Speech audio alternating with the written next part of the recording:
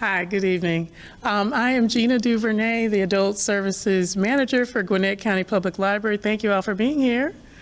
Glad to have you.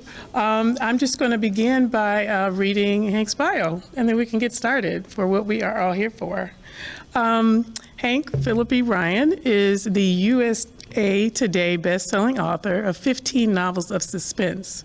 She has also won multiple prestigious awards for her crime fiction, including 5 Agathas, 5 Anthonys, and the coveted Miss Higgins Clark Award. She's also the on-air investigative reporter for Boston's WHDH-TV and has won 37 Emmys, 14 Edward R. Murrow Awards, and dozens of other honors for her groundbreaking journalism.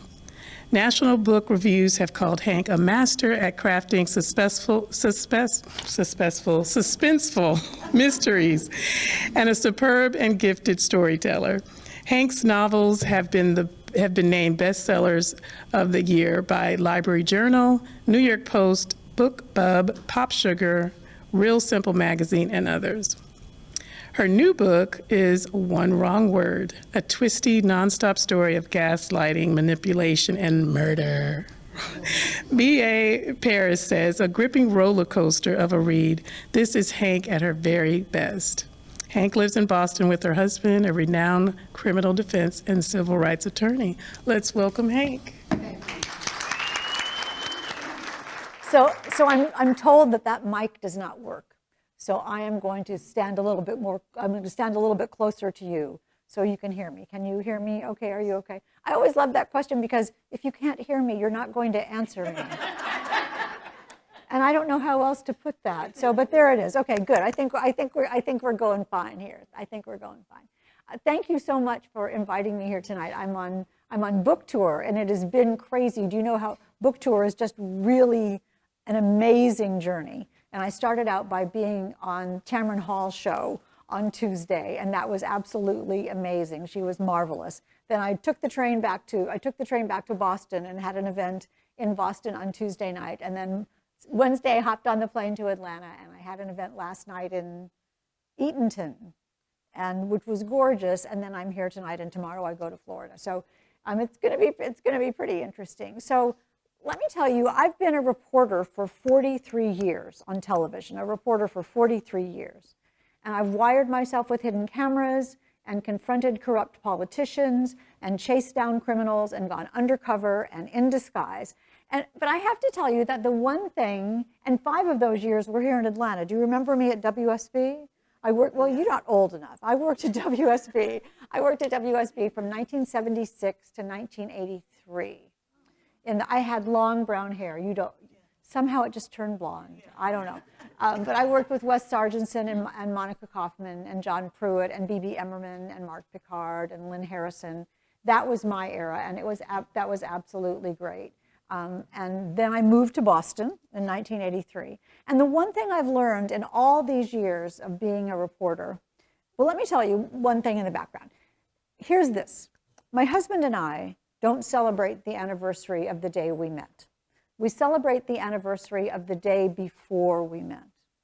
And we call that You Never Know Day, because you never know what wonderful thing is around the next corner, right? In our lives, everything is a surprise. Every day is a surprise. And even when something bad happens to us, the next day, something wonderful will happen as a result of that thing. You know, how often does that happen? All the time. And my whole life has been like that. You never know what wonderful thing is around the next corner. I grew up in really rural Indiana, so rural that you couldn't see another house from our house. And speaking of libraries, my sister and I used to ride our ponies to the library.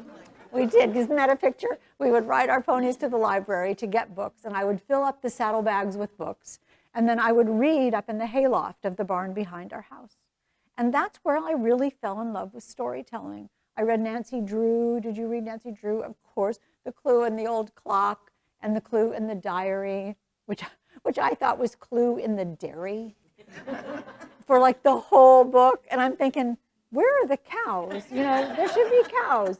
But anyway, I finally figured that out. Then I read all of the Sherlock Holmes short stories and novellas, and I loved those. And I think reading Arthur Conan Doyle is when I began to learn about the music of a mystery, the rhythm of a mystery, how there could be clues and quirky characters and twists and surprises. And I really loved that idea of an author setting up a crime and then solving the crime. How cool is that? How cool is that?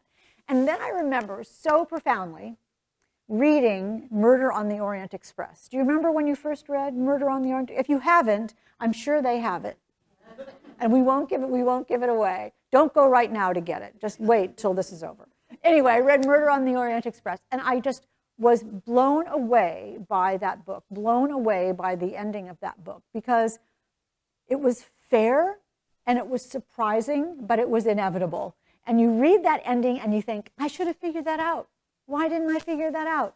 But the only people who can figure that out are the people who are wiser than Agatha Christie, and there is no one who fits that. So she was just such a genius. And I was, at that moment, I think I was maybe 13 or so, I was really inspired.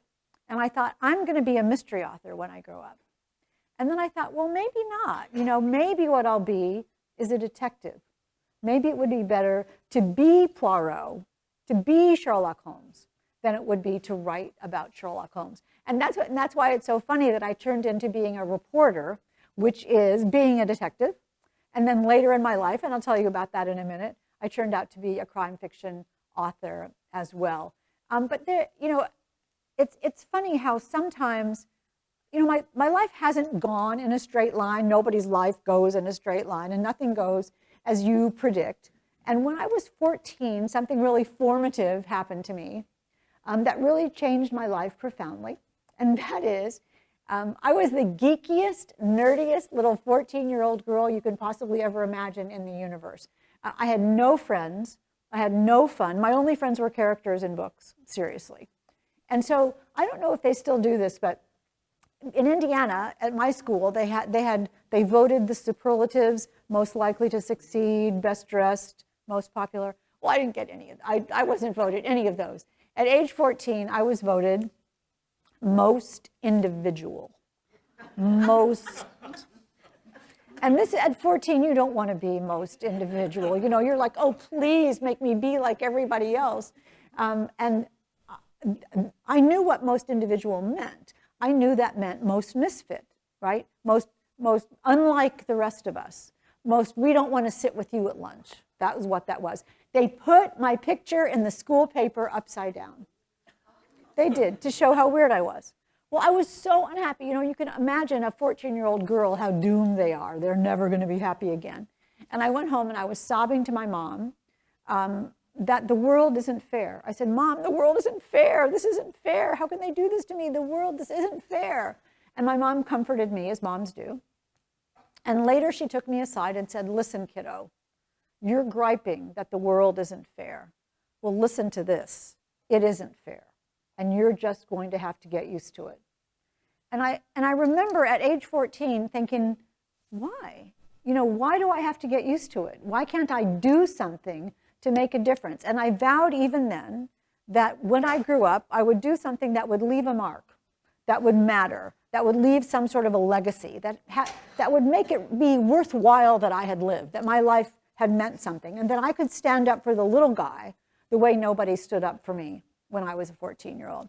So, you know, as I said, life doesn't go in a linear pattern. So I went off to college, not saving the world, and majored in Shakespeare, much to my parents' chagrin. I remember my father saying, oh, honey, you are going to be unemployable. You're absolutely skillless. But I loved it. But when I got out of college, I decided now's the time to change the world. So I decided, and I hesitate to tell you this, I decided I would go into politics. So I worked in several political campaigns back home in Indiana. Sadly, no candidate I ever worked for actually won. And that is, I know, and that is, if you listen to the universe, as I do, the universe was saying to me, find another career. So that is the moment, and it was 1970, and I was 20, so this is important. 1970, I went to the biggest radio station in Indianapolis, and I said, I'm here to apply for a job as a reporter, as a radio reporter. And the news director says, well, that's great. We do need a reporter. Where was your last radio reporting job? So I said, well, no, I've never had a radio reporting job. And he says, that's okay. You know, television? No. Magazines? No. Newspapers? No. And he's looking at me like, why are you in here asking for a reporter job? You don't have any experience. He says, have you ever written an article or done an interview or done, written any kind of anything for any outlet in any kind of media way in any way? No. So he said, oh, did you go to journalism school? No. He said, were you on the school paper or the school paper or the yearbook? No. So you're seeing this job interview. This job is just going away. I'm just not getting this job. So finally he says, look, you seem like a very nice young woman, and I bet I could teach you how to be a reporter, but I just don't have time to do that. He said, and frankly, you're just supremely unqualified for this job. He said, can you give me one good reason why I should hire you? And I said, well, yes, I can. I actually can. I said, your license is up for renewal at the Federal Communications Commission right now, and you don't have any women working here. And then I just smiled. And the next day I had my first job in broadcasting. Now, and I tell that story. I mean, it's a good story. And, I was young and I was naive and I was confident, as only a 20-year-old can be. But I tell that story for a couple of reasons. One is because it won't work now. Those of us who started our careers in the 1970s when the equal opportunity laws had changed and took advantage of that and took our power, we changed the world. When I speak to young women in journalism classes and I say, if this is what happened to me, but it won't work for you. If I walked into Channel 7 right now and said, you should hire me because I'm a woman, they would say, you and everybody else in this building, sister, right? My boss is a woman, and her boss is a woman, and her boss is a woman. So we changed the world, those of us who started in broadcasting in the 70s. Jane Pauley calls us the class of 1970. The class of 1970. Those women, not only in broadcasting, but in every realm of society, who took their power in the 70s and changed the world. So I'm really glad, honored, I guess, to be part of that legacy. Barbara Walters and Leslie Stahl and Jessica Savage, all of us, and Jane Pauley, all of us came into our power in the 70s. And I'm really proud to be part of that legacy. The other thing I love about that story is that I was brave that day. I mean, I was naive and I was confident, as I said, because nobody's going to say no to me. I'm 20. I know everything. But I took a chance that day, and I was brave. I took a chance, and I found my calling. And I wonder why we forget to be brave now that we're all grown up and we know everything. And when we want something, we think, oh, that'll never work. That person will say no.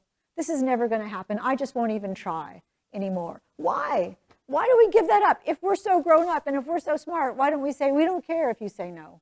We'll do something else. We'll try something else. We'll ask somebody else. So I want you to remember that it's never too late to find your power.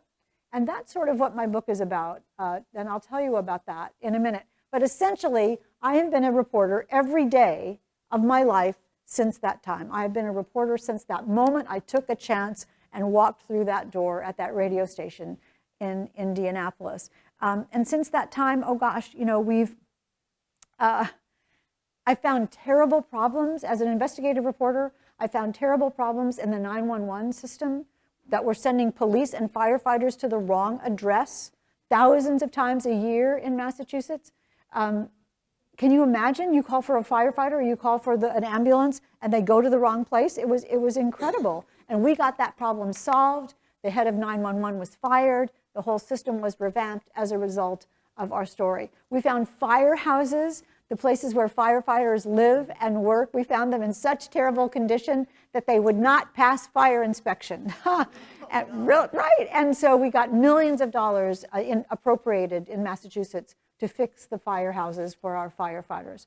We found so many problems in the mortgage lending and home improvement contracting system that 3 new laws were passed to prohibit the problems that we had uncovered. I got people's homes out of unfair foreclosure. and millions of dollars in refunds and restitution for consumers. And if you ask me what's the best story I've ever done, I'll say, you know what I'll say, you never know what wonderful story is around the next corner. Exactly. And if you think about it for a minute, the connection, that 14-year-old girl who vowed to change the world, look what's happened since then. Look at all that we've accomplished since then. Look at all the changes. I've changed laws and changed lives and had people sent to prison and people released from prison.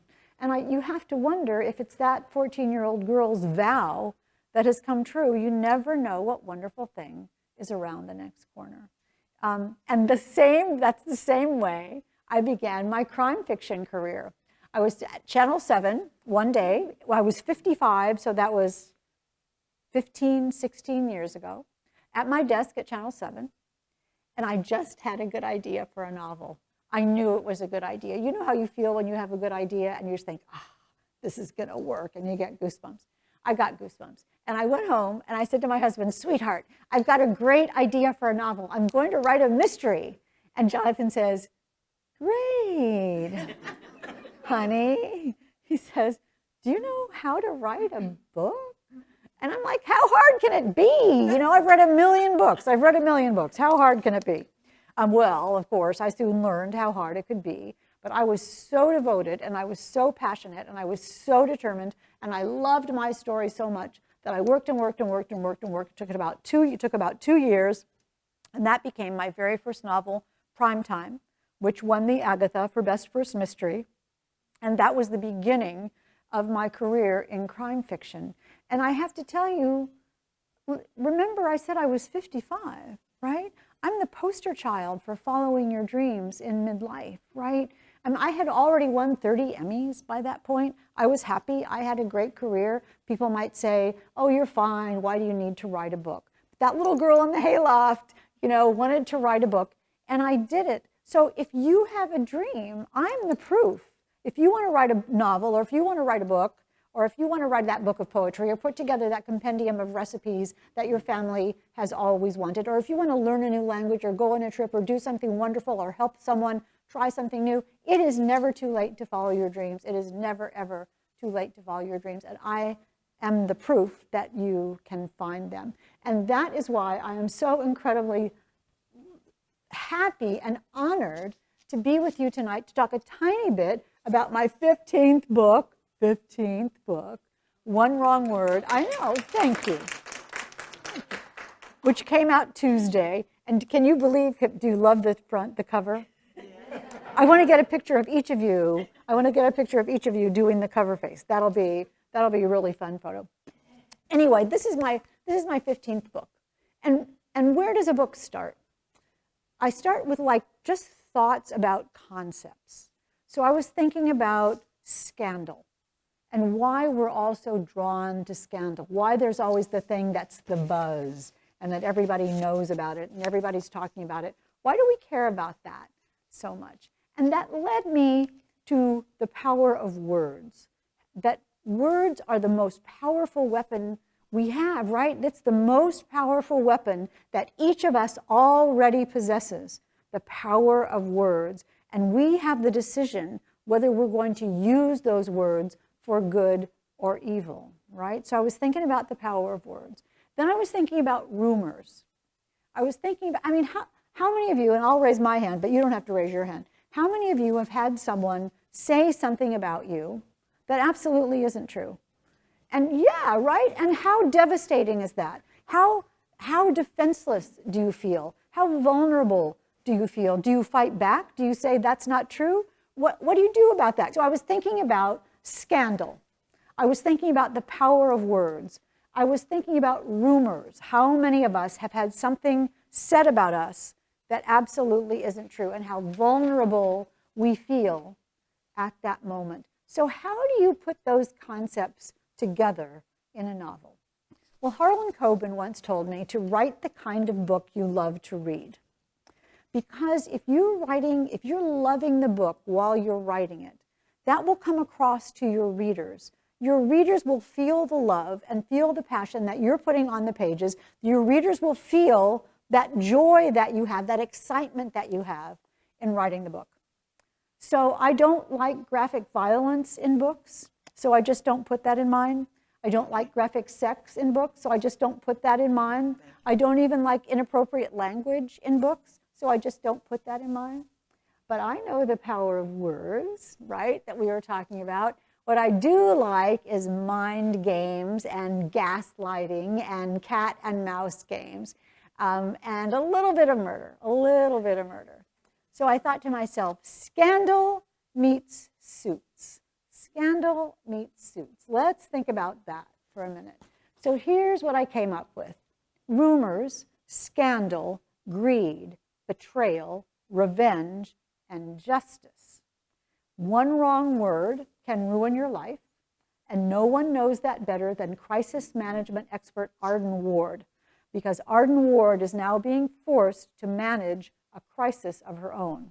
She has been falsely accused of having an affair with a powerful client. It's not true. She would never do that, but her boss believes it, and Arden is about to be fired over a lie. She's given, in my book, she's given one chance to redeem herself, and that is by repairing the reputation of one Ned Bannister. Ned Bannister is a handsome, powerful Boston real estate executive who's just been acquitted in a drunk driving fatality. But even though the jury found him not guilty, the court of public opinion, the oh so powerful court of public opinion, thinks that he is still the parking garage killer. And that is ruining Ned's life, and it is ruining his wife's life, and it is ruining the life of his two adorable children. So Arden has 2 weeks left on her job, and she spends those last 2 weeks on her job helping this shattered family and trying to use her skill with words to convince the world that Ned Bannister is actually a good guy. But as the truth begins to emerge, so do the doubts, and Arden begins to worry that she has staked her career on protecting a murderer. So scandal, rumors, revenge, and justice, that is one wrong word. So two smart characters facing off in a high-stakes psychological cat and mouse game to prove their truth about a devastating betrayal. But which character is the cat and which character is the mouse? And which character will soon learn that one wrong word can kill you? And that is how the book came out. Now, the story behind the story is pretty interesting. So I knew I was writing about justice and greed and betrayal and revenge and scandal and rumors. But at one point, about halfway through writing the book, I realized that what I was really writing about was myself. I opened the computer one morning and looked at the words that I had written the day before, and I thought, oh my golly, Hank, that's what this is about. This is what you're really writing about. And it was so profound a moment when I realized what I was really writing that I sat there at the computer for a minute and wondered if I should go on. I wondered if I should go on. So I'll tell you, I did clearly go on, and I'll tell you about it. I'll tell you the story. Remember I told you I worked in political campaigns in Indiana. And I was a worker bee. I was a gopher. You know, I was the lowest echelon person you could possibly imagine. I was 19. And I loved it. I loved it so much. I was in the corridors of power. We were going to change the world. This was absolutely great. And one day I was walking down the hall and I heard two bigwigs in the campaign talking, and I heard my name. So I kind of stopped. You know how you sort of perk up when you hear your name? And one of them was saying, can you believe how big a crush Jim has on Hank? And Jim was one of the big wigs in the campaign. And I thought, Jim has a crush on me? This is the first I've heard of that. That's pretty interesting. So the other guy says, yeah, I know. That's what I heard too. And if Jim's wife hears about this, it's going to be a disaster. So I'm like, what? And then the other guy says, well, we're going to have to fire Hank then. And I thought, me? Fire me? I think Jim's your problem. It's not really me that's your problem. I think Jim's your problem. And I was just so baffled and terrified and hurt and confused because it wasn't true. It just wasn't true. It was completely new to me. The whole concept was new to me. I was completely innocent. And yet, I was the one who was going to be fired, not him. I was the one who was going to be fired. I was the vulnerable one. I was the little guy. I was the defenseless one. I was the expendable one. I was the expendable one. And I was going to be fired. And that's what this book is about. Because you know what I did about it? Back then, nothing. I did nothing. I didn't say anything. I hid. I hoped. I crossed my fingers. I worried, but I didn't do a thing. I didn't do a thing. So now I thought, sitting at my desk, I thought, what advice would I give my 19-year-old self? What should I do? So one wrong word. It's a murder mystery. It's a fast-paced, page-turning murder mystery. I want you to miss your stop on the T, on the subway, because you can't just, the T is Boston. I want you to miss your stop on the MARTA, because you just can't put this down. I want you to stay up late reading it. But because you're here tonight, you know that underneath that fast-paced thriller is a love letter to my 19-year-old self saying, here's what you should have done. And I got to write Arden Ward doing what I should have done. And it was so much fun to write that part of the story. It was real. There was no murder in my real life. There was no murder. The murder is totally fiction. But how Arden feels and what is how I felt and what Arden does is not what I did and what I wish I had done. So if you read this book through that filter, now you'll know. Remember Paul Harvey? Now you'll know the rest of the story. Exactly. So I'm so happy with this book. I never know what's going to happen next in a novel until I write the next sentence or the next paragraph or the next scene. I don't know. It's all a surprise to me.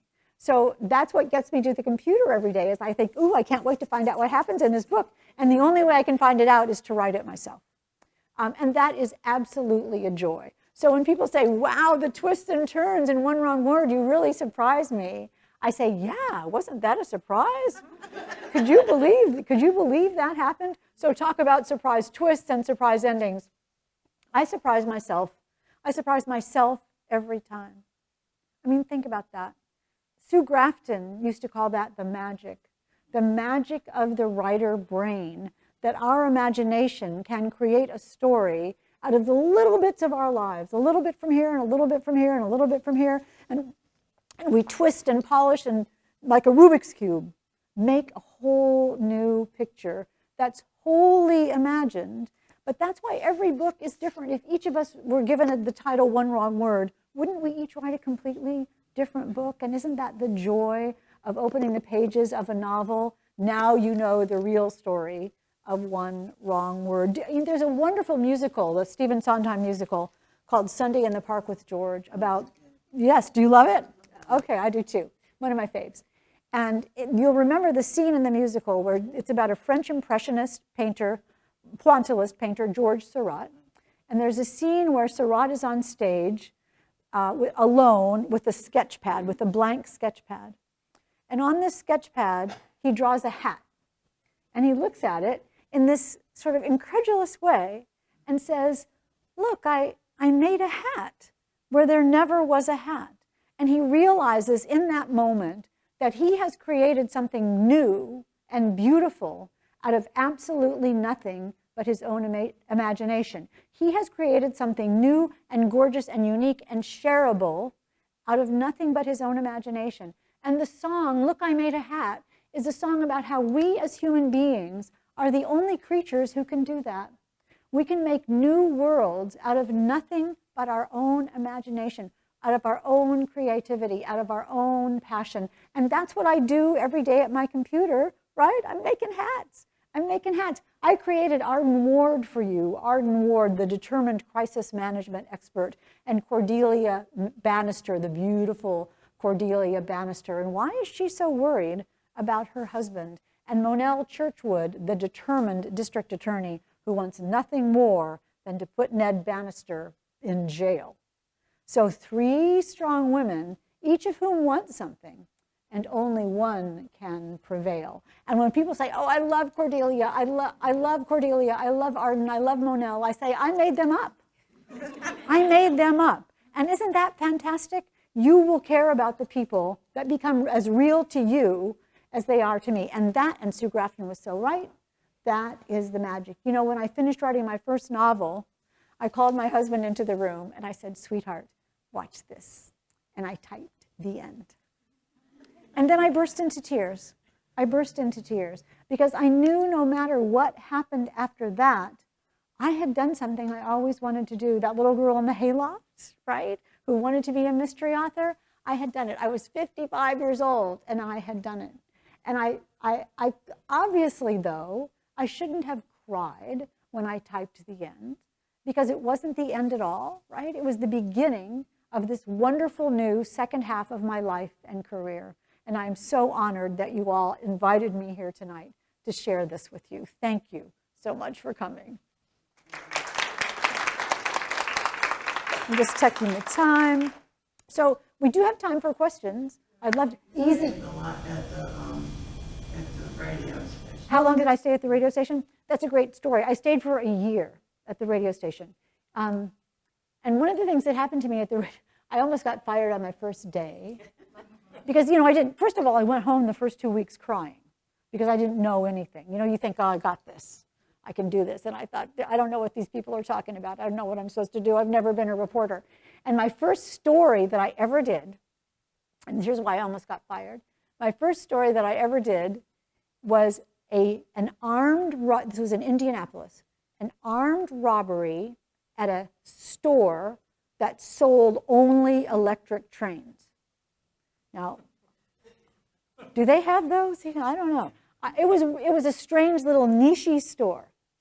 But so here's this poor guy who the police were there and the armed robber was captured and it was scary. And I said to the proprietor, how did it feel when the guy pointed the gun at your head? And he gave me a wonderful answer. When I got back to the station, the police chief had called my boss and said, who's that girl with the tape recorder asking questions of the victim? And he said, you know, well, that's Hank. She's my new reporter. And the police chief says, why is she asking how people feel? We don't care how they feel. We just want to know what happened. And my boss called me in and told me that. And he said, you know, no more asking people how they feel.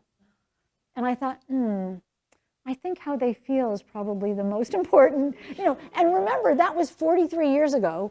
And now almost, how did you feel is a cliche. You know, you're like, okay, how do you think I felt? I was really upset. That we laugh at it now, but it was so new that the news director said to me, you have one more chance. Don't ask how people feel. I did, though. I kept doing it. So I left Indianapolis to move to Washington, D.C., where I worked on Capitol Hill for a couple of years and, as a press secretary. Then I worked at Rolling Stone magazine as a reporter for Rolling Stone for a year, and then I started in television in Indianapolis in 1975. It's been quite a patchwork career, you know, but it's been every single experience has been marvelous, and every single experience goes into my books. You know. You didn't say how you met your husband. Oh, do you want to know that? Yeah. How I met my husband? Oh, right, okay, because I told you about You Never Know Day. Yeah. Okay, listen to this. You're getting all my stories here, I know. So we've been married now for 27 years. So however long ago was that? I was 46 and he was 56. And we had both been invited to share a house in Nantucket. And the people who invited me to share the house didn't know that Jonathan was coming. Do you go to Nantucket? No. You're looking at each other. You do? Okay. Like a good book. No. Okay, so we both, and you know how beautiful it is. So my friend Jane invited me to come share this house in Nantucket with some other people. The other people invited Jonathan to come share the house. But they didn't know Jane was inviting me. And Jane didn't know they were inviting Jonathan. So it wasn't a fix-up in any way.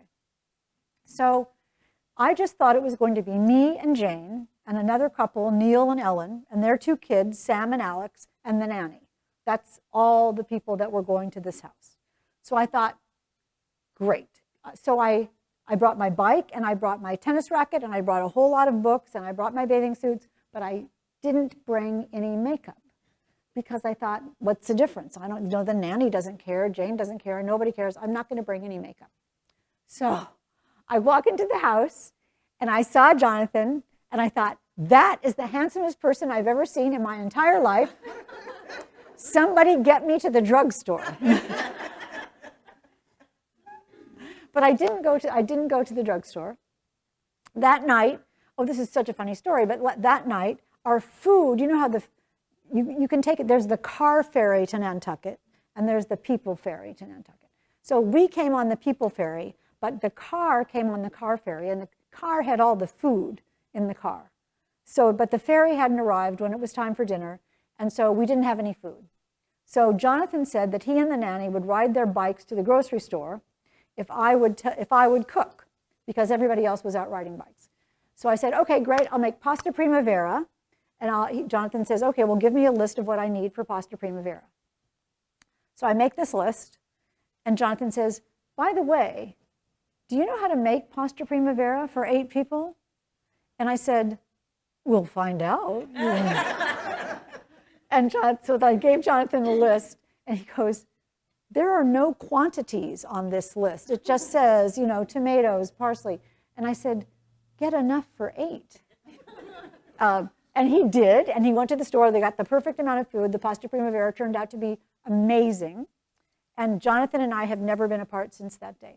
We stayed there for the 2 weeks. He took me home. He just stayed there. We got married about a year later. But there was no dating. There was no phone calls. There was no, you know, let's do this. It was just that moment, and that was it. And think about that. In all of your lives, I was very unhappy when I went to Nantucket. I was in such a situation that I thought I would never be happy again. And then I opened the door to that house, and there was Jonathan. Just a surprise, such a surprise. And so that happens all the time, doesn't it, if we embrace it? You know, if we're open to the thing, some wonderful thing is around the next corner. I do that in writing as well. When I have a day that I think, whose idea was this? This is a terrible book. Why am I writing this? I can't figure out what happens next. You know, I know that I don't have a plan, but now I wish I had a plan because I don't know. This is terrible. I think, you know, every time you write a book, you think this. Every time you write a book, you have a day where you think, I can't do this. This is not going to work. And look at your wall, honey. There are 14 novels of yours in your bookcase. You've thought that every time, and clearly every time it's worked. So I've learned to embrace the panic, to know when I am worried about not knowing what to do next, I think, great, this is the part where I feel I'm doomed, because what happens every time after I think I'm doomed is I discover the answer. The answer becomes clear. That being worried and upset is just a step on the path, and your next step, everything is fine. And once you realize that, you can stop worrying and embrace the panic. So that's my advice in all realms of life. Aren't you glad you asked? No. That was the world's longest story. I should have just said in Nantucket. Yes. Let's take you to Washington, D.C. and tell the story from the documentary. Oh, thank you, Rekha. This is, oh gosh, I'm going to tell this the shortest version that I possibly can. When I worked for Rolling Stone magazine, does anyone remember the Glomar Explorer? No. Okay, let me tell you quickly that there was a Russian submarine. So this is me working at Rolling Stone. We had heard the story of a Russian submarine that had been sunk in the Pacific Ocean. Remember? And the Russians did not know where this submarine was, but the US did. And the US began a secret mission to retrieve this Russian sub from the floor of the Pacific Ocean. And the way they did it was by pretending that Howard Hughes was having an ocean mining operation and was mining manganese from the ocean. And that's why the big ship was out in the South Pacific. The way they did it was by pretending Howard Hughes was mining manganese from the ocean floor. And the US government put out a big press release, a fake press release, saying Howard Hughes was mining manganese from the ocean floor. And it was just not true. It was the CIA creating a cover story to let the CIA recover this sub. And everybody believed it. Everybody believed it. You know, that because the CIA made it seem real. So as a reporter, I began to hear that this story was not true. And I sent a Freedom of Information Act request to the CIA asking for information about this Russian sub. And in the letter I got back from the CIA said, we can neither confirm nor deny the existence of this project. And I was the very first person ever to receive a letter saying we can neither confirm nor deny. The CIA created what is now known as the Glomar response for my request. They figured out how to get me to go away by writing, we can neither confirm nor deny. And just like, how do you feel, right? That's part of our lexicon now, right? Everybody says we can neither confirm nor deny. So when you hear that from now on, you think I was the one who engendered that response. And there's a documentary on TV right now done by a British documentary company called Neither Confirm Nor Deny that I'm in, and it's on Netflix and Amazon right now. So you can watch that if you're interested in the story. They did a great job. Isn't that not what you thought you were coming to hear tonight? And there's a lawsuit, Hank Ryan versus the CIA. Really? In order to get that information. I know. I've had a fun life. I've had a fun life. Are they going to sue you? No, everybody who's involved in it's dead except for me. I alone have lived to tell the tale, right? Did you have a question? Yes. I was just going to say, can you tell that story about your reputation when you're 19 or whatever? There was a murder. It was your reputation. Oh, I used that line in my story, I think. I mean, but that is exactly the point of the book. You're so wise and so right. There was a murder. You're so right. I just got goosebumps about that. There was a murder, and it was my reputation, and I did nothing to fight back, except it. But did you lose your job? No, nobody got fired. No, and that's the thing that makes it even more powerful. And that's the thing that disturbs me equally, because what if I had been fired over that? Think of how different my life would have been. Think of how I would have had to have come back from that unfairness, from that reputational murder. That would have been hard to do for somebody 19. So luckily the campaign was almost over. So nobody was fired and nothing happened, and we all went our separate ways. But that narrow reputation escape has stayed with me. Yeah, seems to have. And now, all these years later, I figured out how to fight back and how to empower other people to fight back as well. I mean, as I said, if you like Lisa Jewell, Lisa Gardner, Lisa Scottolini, Lisa Unger, all the Lisas, I see Lisa Gardner's coming to Eagle Eye, too, soon, right? And she's fantastic. Do not miss Lisa Gardner at Eagle Eye. She's there with Karen Slaughter, and that's going to be a marvelous, marvelous evening. So don't miss that. She's great. That's what my kind of book is. Ruth Ware, Lisa Jewell. If you like twisty, turny, mind game, gaslighting stories that will surprise you along the way, that is what One Wrong Word is about. So thank you. That's a great question and a wonderful observation. Thank you. Yes? As a mystery writer, did you ever look at something you've written, or maybe look at the story is building and think, no, this is just too far. I need to rethink this. Well, that's a great question. Do I think that I've gone too far? How I write is by asking, what does my character really want? What do they hope for? What do they expect right now? What do they wish would happen right now? And how far will they go to make that happen? So it's like a little movie in my mind starts of a relatable person, an understandable person, someone whose motivations we get. What are they going to do? So because my books are set in contemporary, often Boston, it's not going to be too outrageous because I don't want you to say, oh, that could never happen.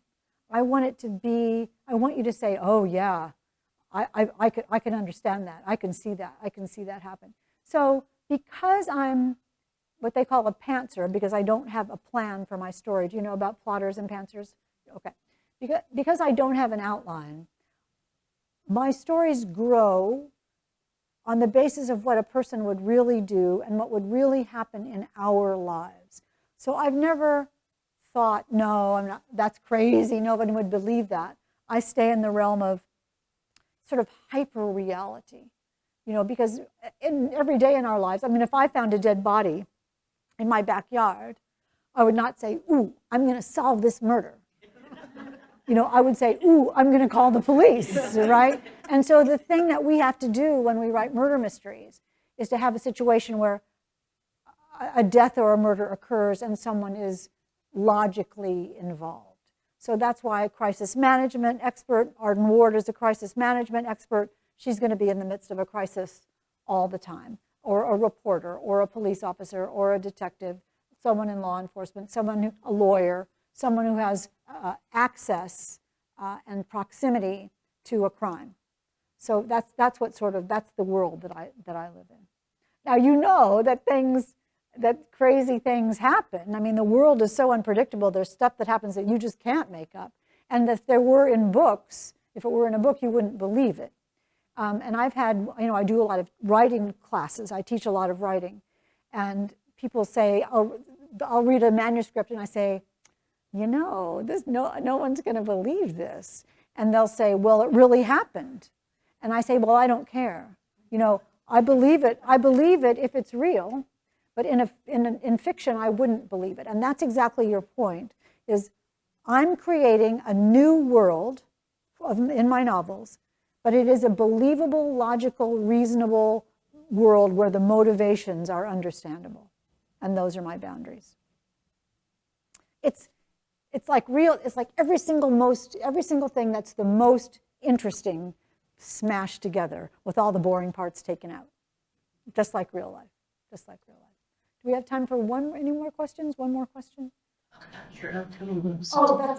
Okay, really, really quickly, because we're running out of time. Okay, so I will tell you, I have finished the first draft of book 16, which is, and it's so funny to be telling you about this. It's book 16 called All This Could Be Yours, and it comes out next June, which is amazing to me. All This Could Be Yours, and it's about a debut novelist on a grueling nationwide book tour who realizes that she has a stalker, a manipulative, destructive stalker following her on book tour, who was out to destroy her career and the family she left back home because of a Faustian bargain that she didn't realize she had made. So now I'm on book tour, and my family is back home, and I'm going to have to not think about that. So thank you. Let me just close by saying, first of all, thank you so much for coming tonight. It is such a joy to see you.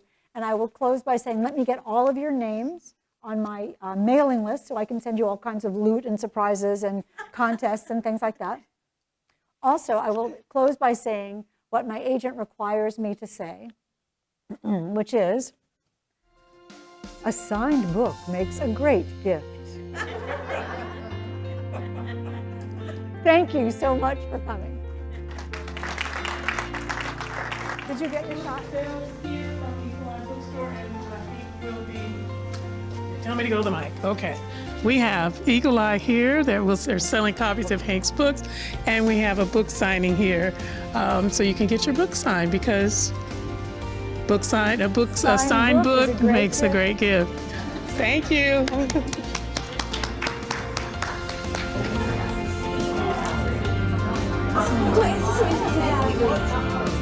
Wait,